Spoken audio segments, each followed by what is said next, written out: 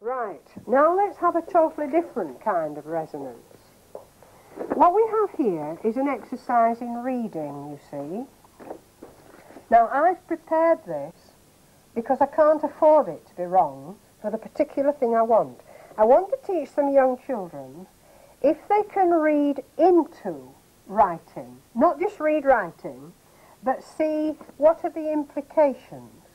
And we are going to be working, I don't know if you know the book, The Chance Child.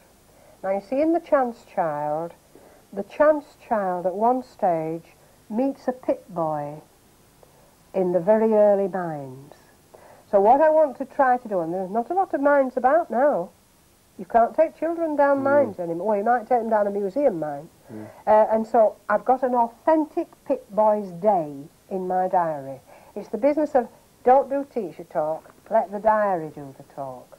Now you see, the problem is going to be we shall be working as archivists, and this has been found, just a moment, I'll just check where it's been found. It's been found in a miner's bait tin in an old house that's being pulled down, and they brought it over to us to see if we can work anything out. Now you see, if you look at the sign there, you tell me some of the signs you see. Well, the writing. What about it?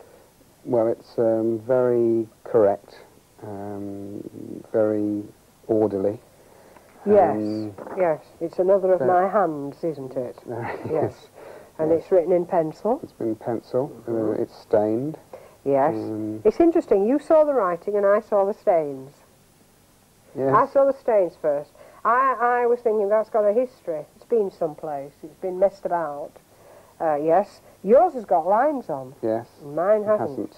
That sign is interesting. They're supposed to be from the same book. Yep. Isn't that interesting? They're torn down the side. Yes, they've been torn out. Yes, yes. And then we might look at what the writing is about. Now, you see, as archivists, I can ask very high standards. I'm not saying, can you read this? Is this too difficult for you? Are there any hard words in this? I'm never going to talk like that because you don't do that in drama. And what we have to do is try and work out what on earth the messages are. I can see a word here, allowed me clogs. Clogs. I've got clogs in mine. Have you got anything interesting in your? You've only got a sort of... Oh, yours isn't full, is it? Yours isn't a proper full page. Oh, but do you want a full page? Yes, I've got the title there. Yes, you... Oh, that's why it's not a full page. Yes. He's called it his working shift. My working shift. Being the... True account by Harold Brown of a miner's life. Well, it looks like you found page 1. That's an interesting one. Try that one. See if you can find any words that look a bit unusual. There's one here about a dull click.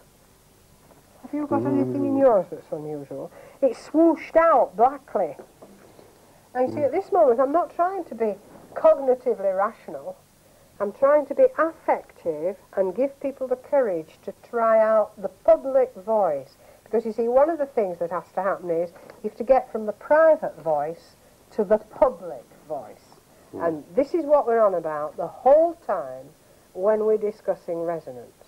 Now, of course, for me, resonance is what makes life exciting when you're teaching. But I wouldn't like you to think that I am always entertaining and that you will be entertaining. I am attracting to get obsession. Yes. And the obsession I'm heading for is that core and foundation curriculum. Okay? Yeah. Right.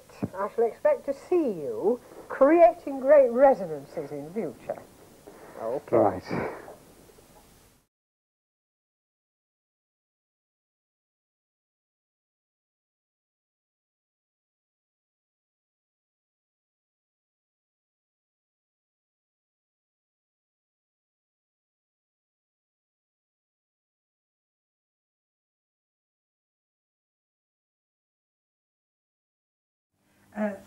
The last thing I just wanted to show in terms of your legend, you might prefer to do it as fragments that are loose. And the puzzle for one group of children who first find it is to sort out, you just pass it round. This is not, of course, a legend. This is a miner's diary, deliberately written to help small children understand about 19th century working in the pits. The fragments permit people to have a puzzle, and it may well be you prefer your legend to start from fragments. I've made it very simple. It's just a Woolworths exercise book, and I've done it in pencil, and I've muckied it up with round the kitchen table for a bit in the teapot as much as anything. But I have planted into it very firmly the precise information the children require about the life of a young miner in the 19th century.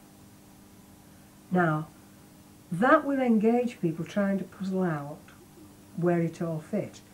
It doesn't have to be glued on these sheets of paper, because it wouldn't have been if it's been found in an old leather bag.